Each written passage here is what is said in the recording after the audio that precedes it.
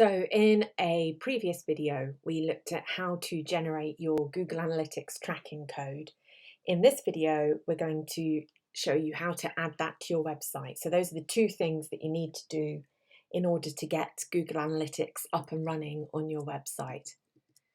So here we are in Google Analytics, and the code that we're going to use to install on our website is this one here.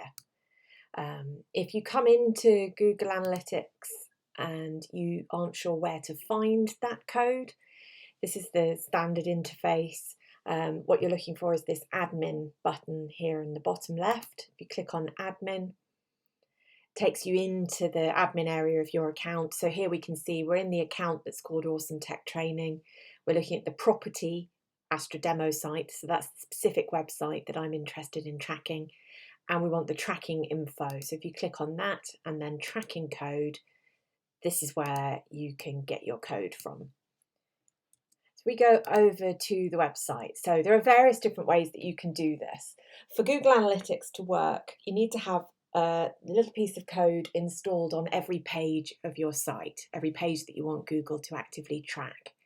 And the easiest way to do that is to use a plugin. So there are different ways of doing it. You could add the code directly into your theme files, for example, but then you run the risk that if the theme updates, you'll lose the Google Analytics tracking. So a plugin is a safer and simpler way of doing it. So we're here in the plugins area, and we're going to click on, we're going to look at the installed plugins and click on Add New. And then the plugin we're going to use is called GA Google Analytics.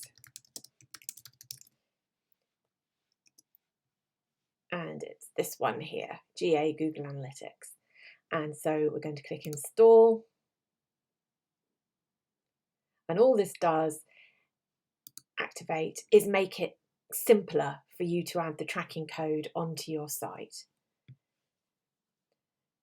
So you will see now in the settings menu, you've got this new item, Google Analytics. You can also see that the plugin is activated here, and you can access the settings via the plugin itself. So if I click settings, that takes me through to just the settings menu, Google Analytics.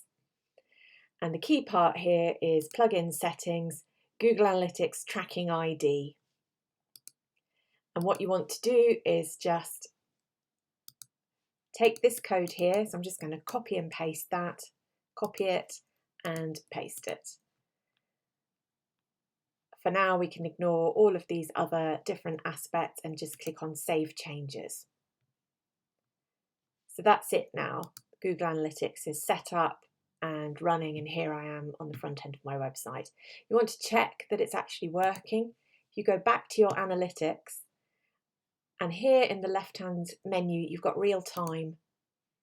So if you click on real time overview, you can see now that it's tracking because it's seeing one active user on my site, which is me.